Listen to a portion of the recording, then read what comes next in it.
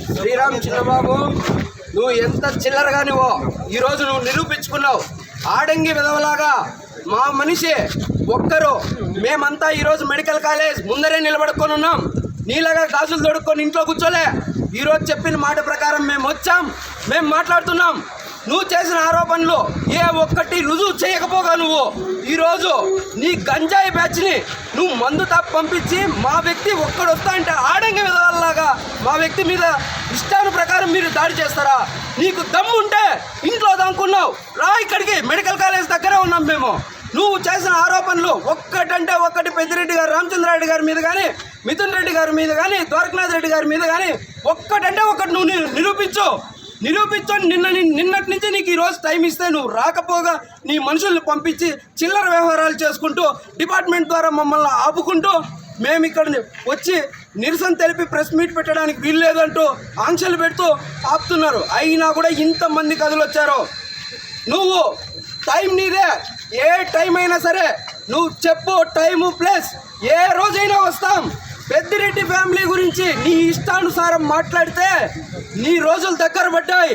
ఇంకా నువ్వు మాట్లాడినవి నువ్వు మాట్లాడుకుంటూ పోతా నాకు మాట్లాడితే పదవులు వస్తాయి అనుకుంటే కుదరదు.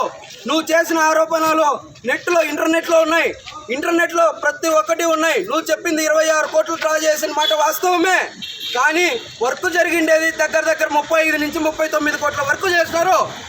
ఇక్కడి నుంచి 6 కోట్ల రూపాయలు తీసుకొని పోయి గవర్నమెంట్ హాస్పిటల్లో లాస్ట్ అకాడమిక్ ఇయర్కే మెడికల్ కాలేజ్ ఇక్కడ ఎంతో అవసరమని మెడికల్ కాలేజ్ స్టార్ట్ చేయాలనే ఉద్దేశంతో 6 కోట్ల రూపాయలతో అక్కడ కొత్త భవనాలు నిర్మించి గవర్నమెంట్ హాస్పిటల్లో పైన అక్కడ 350 పడకల కెపాసిటీ గల ఆసుపత్రిని నిర్మిస్తే నువ్వు 3 కోట్ల రూపాయలు వర్క్ జరగలేదంటావా? నువ్వు 80 మంది డాక్టర్లు గవర్నమెంట్ ఇక్కడ డైరెక్ట్ రిక్రూట్మెంట్ చేసింది, 80 మంది డాక్టర్లని.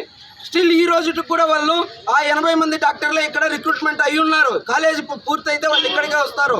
దాదాపు 400 మంది స్టాఫ్ని రిక్రూట్మెంట్ చేసినారు. ఏ ఒక్కరి దగ్గర మా పెద్దిరెడ్డి గారు కానీ, మా మిథున్ రెడ్డి గారు కానీ, ద్వారకనాథ్ రెడ్డి గారు కానీ చిల్లరగా నీలాగా మీ కూటమి ప్రభుత్వ నాయకుల్లాగా ఎక్కడ కానీ ఎవరి దగ్గర ₹1 ముట్టిన తాగిలాలు లేవు. గుర్తు పెట్టుకో, నీకు హెచ్చరిస్తున్నాం. ఈ మదనపల్లి కాలేజ్ ఈ ఆంధ్రప్రదేశ్లోనే మదనపల్లిలో గవర్నమెంట్ కాలేజ్ వస్తే దాదాపు రోజుకి 600 నుంచి 700 ఓపీలు వస్తాయి. పేదలకు న్యాయం జరుగుతుందనే ఉద్దేశంతో దృఢ సంకల్పంతో కాలేజ్ ఈరోజు నిర్మించడానికి నువ్వు అన్నావు కదా, 3 కోట్ల వరకు జరగలేదని. కాలేజ్ ఇక్కడే ఉంది కదా, కళ్ళు తెరిచి చూడు, ఇంట్లో నుంచి బయట రా, కాలేజ్ దగ్గరకు వచ్చి ఒకసారి విజిట్ చేయి. నువ్వు ఇంట్లో కూర్చొని 3 కోట్లు 4 కోట్లు ఒక ఇంజనీర్ని తీసుకురా. ఇది 3 కోట్లు విలువ చేస్తుందా, 4 కోట్లు చేస్తుందా, లేదా 40 కోట్ల వరకు జరిగిందా? నీకు ఒక అవగాహన వస్తుంది. ఎందుకు నీ స్వార్థం, నీ పదవులు, నీకు ఈ మదనపల్లె రాజకీయంలో సరిగా ప్లేస్ లేదు.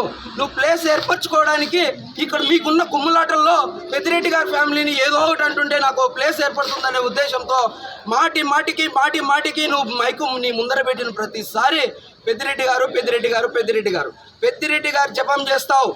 పొద్దున్నే ఖబర్దార్ అంటావు, రాత్రికి బెంగళూరులో వచ్చి కాళ్ళు పట్టుకుంటావు. ఇది నీ బతుకు. ఆధారాలు బయట పెట్టమంటావా? నీ బతుకుని బయట పెట్టమంటావా? ఎందుకు? నోరుంది కదా, ఇన్ని రోజులు మా ఎమ్మెల్యే గారు, మా ఎంపీ గారు కానీ మీరెవ్వరూ కానీ ఏం మాట్లాడొద్దండి. మాట్లాడిని ఎంత మాట్లాడితే మనం ఓపికగా చూస్తూ ఉన్నామంటే చూసుకొని ఉన్నాం. మేము ఇక్కడ మెడికల్ కాలేజీ గురించి పోలీస్ డిపార్ట్మెంట్ వాళ్ళు నాకు నోటీస్ ఇవ్వడం జరిగింది. ఈరోజు మెడికల్ కాలేజీ గురించి ప్రెస్ మీట్ పెట్టడానికి నీకు ఈరోజు చేస్తే అరెస్ట్ చేస్తామని నాకు నోటీస్ ఇచ్చినారు. మెడికల్ కాలేజ్ గురించి కాదు ఇక్కడ టాపిక్. నువ్వు మాట్లాడిన మా పెద్దిరెడ్డి గారి ఫ్యామిలీని నువ్వు మాట్లాడుతున్న చిల్లరలాగా మాట్లాడిన ప్రతిసారి నోరు అదుపులో పెట్టుకో. నీకు రోజులు దగ్గర పడ్డాయి. మరీ చెప్తున్నా, నోరు అదుపులో పెట్టుకో. జై ద్వారకనాథ్ రెడ్డి అన్న.